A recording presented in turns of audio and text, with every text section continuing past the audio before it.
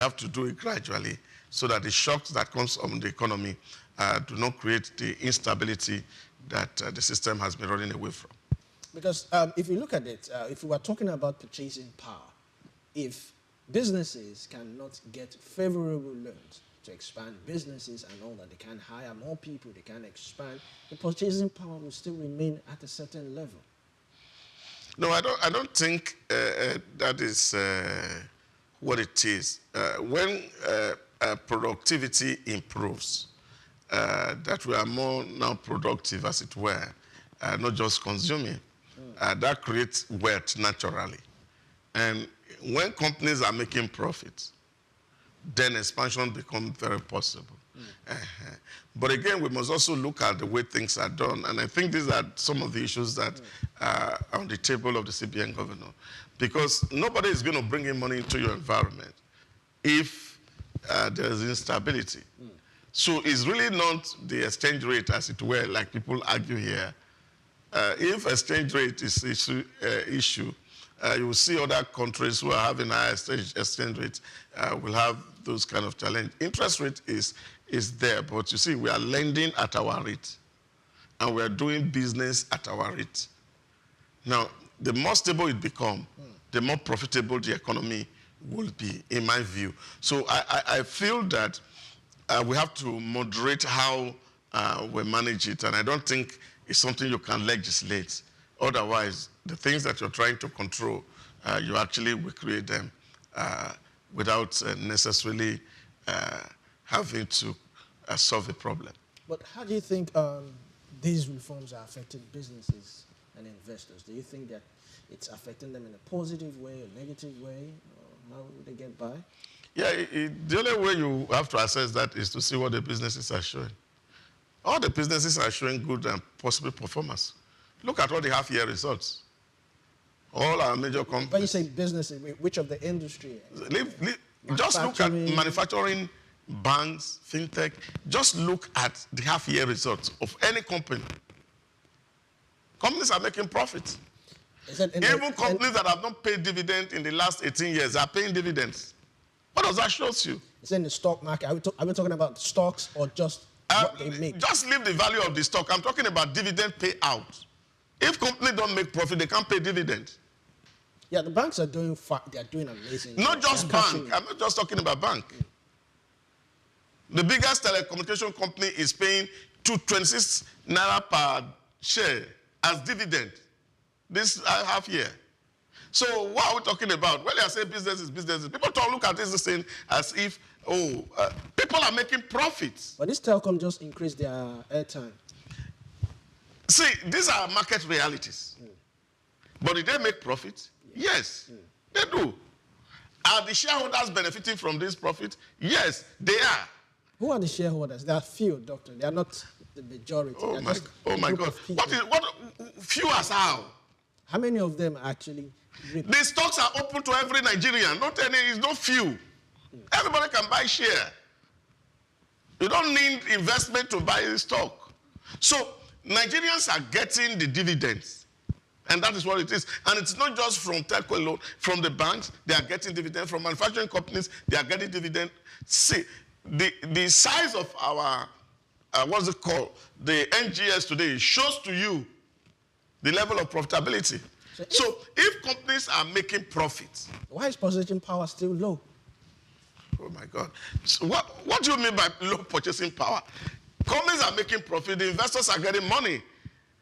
When you talk about whose purchasing power are you talking about? So are we looking at the middle class or the upper class or the lower class? You see, I think it's even in the scripture where they say the poor will always be in the land. Whether you like it or not, the poor will always be in the land. But those who are doing business are making huge kill. Look at what's happening in the real estate industry in Nigeria. It has never been before like this. Growing at astronomical rates in Nigeria as we speak.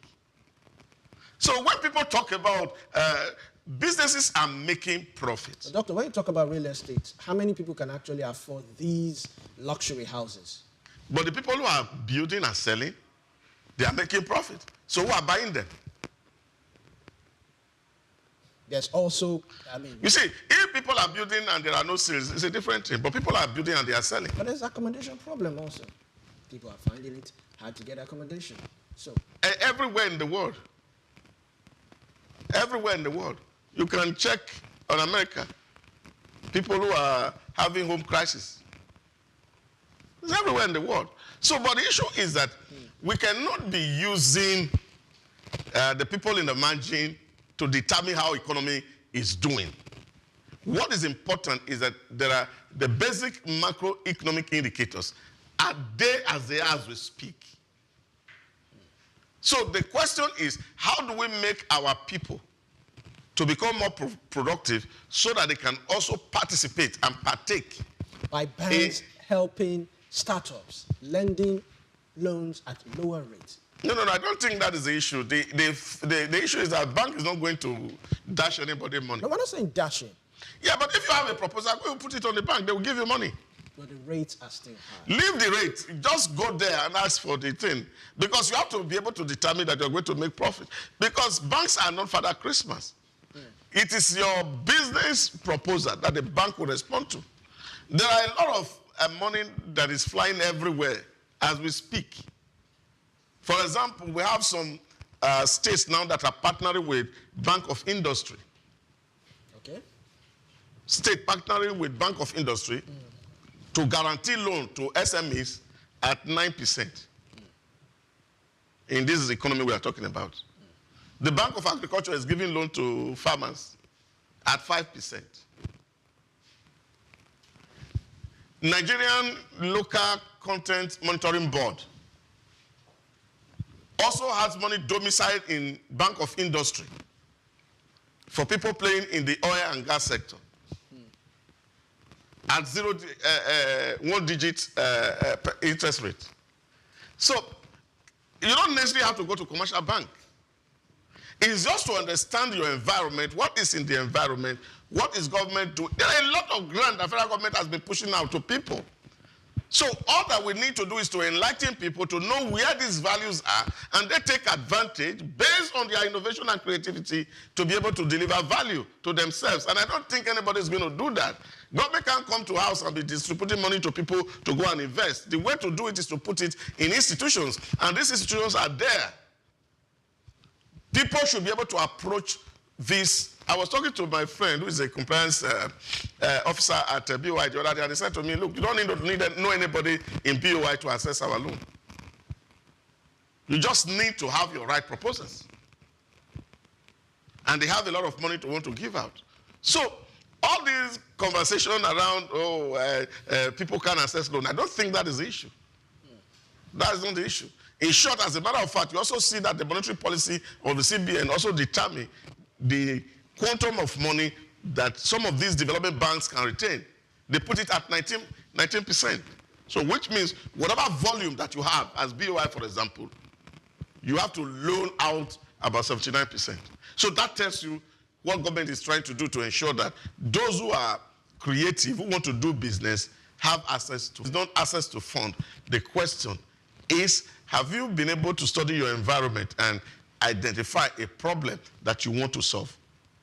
That's a critical issue. So once you are able to identify the problem that you want to solve and see how much value that this business can bring to the table, then people are willing to put money in and drive the business. So I don't think the rate is a problem. I think just the problem is that many of us feel that, oh yes, you have to go take loan, and then those loans don't need to be guaranteed and the rest of it. But everywhere in the world, there's interest rates, and it is based on your local market. Thank you very much, Doctor. Let's move on to the next story. Now, Rural Edification Agency says more than 85 million Nigerians, representing about 40% of the population, still lack reliable access to grid electricity, highlighting the country's persistent energy access challenges. Managing Director and Chief Executive Officer of the agency, Abba Aliyu, disclosed this on Tuesday in Abuja during the signing of a joint development agreement with Ecotech Development Nigeria Limited. He also expressed concerns over Nigeria's dependence on imported renewable energy equipment despite its vast solar potential. Now, the partnership is expected to establish a solar panel and a battery assembly and manufacturing facility to boost local production, expand access, energy access, and support Nigeria's renewable energy goals. Rural electrification, Doctor, and this is quite a good initiative. But beyond assembly, we should be moving to, because we have lithium in large deposits. In the north, we have it in Ibadan and some other parts of the country. So do you think we should be moving from assembling plants to manufacturing, producing? Well, I think Nigeria is doing a great deal. There's one agency of government called NASENI.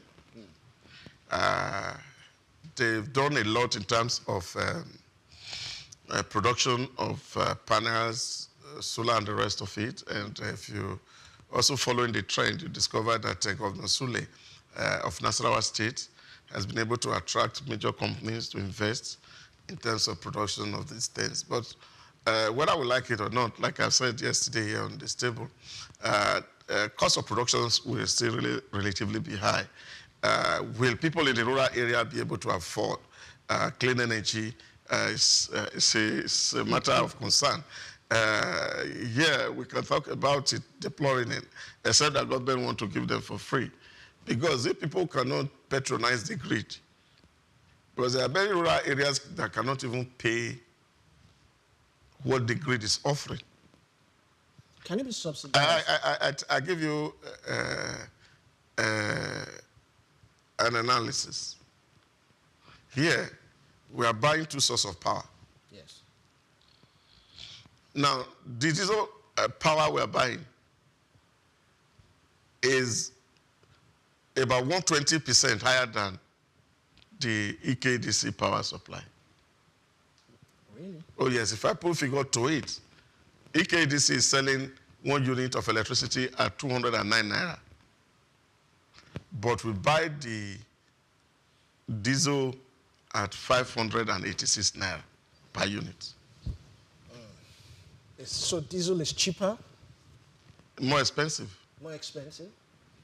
Over 2 times expensive than, 100 times expensive, percent expensive than the regular grid supply. So, whether we like it or not, the grid supply is still cheaper. It's still cheaper. Now, when you look at what it will cost for you, for example, to bring in